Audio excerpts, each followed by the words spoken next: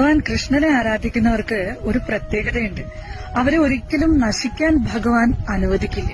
അവര് പലപ്പോഴും തളർന്ന് അവശരായി വീഴുന്നത് കാണാം. പക്ഷെ അവിടെ നിന്നെല്ലാം പഴയതിലും ശക്തരായി ഭഗവാൻ അവരെ ഉയർത്തും. ഇതിന്റെ കാരണം എന്താ അറിയോ? നമ്മൾ ഭഗവാനെ സ്നേഹിക്കുന്നതിന്റെ 10 മടങ്ങായിട്ട് ഭഗവാൻ നമ്മളെ സ്നേഹിക്കുന്നുണ്ട് എന്നുള്ളതാണ്. അനുകൂലമായിട്ടുള്ള സമയം വരാനും നമ്മുടെ കർമ്മ ദോഷമില്ലാണ്ടാവാനും വേണ്ടിയിട്ടാണ് ഭഗവാൻ കാത്തിരിക്കുന്നത്.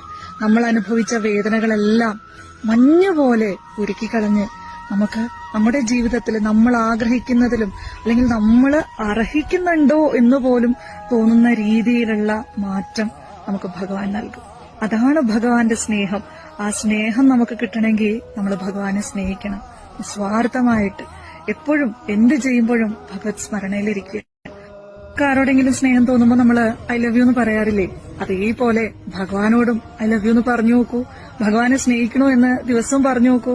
നിങ്ങളുടെ ജീവിതത്തിൽ അത്ഭുതകരമായിട്ടുള്ള മാറ്റങ്ങളാണ് നടക്കുക. സ്നേഹത്തിന് ഒരു കുറവും ഉണ്ടാവില്ല. നിങ്ങൾക്ക് ആവശ്യമുള്ളതെല്ലാം ആ ഭഗവാൻ നടത്തിത്തരും. നിങ്ങളിലേക്ക് അർഹരായിട്ടുള്ള വ്യക്തികളെ ആ ഭഗവാൻ പറഞ്ഞുവിടും. സംശയത്തിന്റെ ഒരു കണിക പോലും ഇല്ലാതെ ആ ഭഗവാനെ സ്നേഹിക്കൂ. ആ ഭഗവാനോട് നിങ്ങളുടെ സ്നേഹം അറിയിക്കൂ. ആ ഭഗവത് സ്മരണയിൽ ജീവിക്കൂ. എപ്പോഴും ആ ഭഗവാന്റെ പ്രൊട്ടക്ഷൻ, ആ ഭഗവാന്റെ സഹായം നമുക്കെപ്പോഴും ഉണ്ടാവും.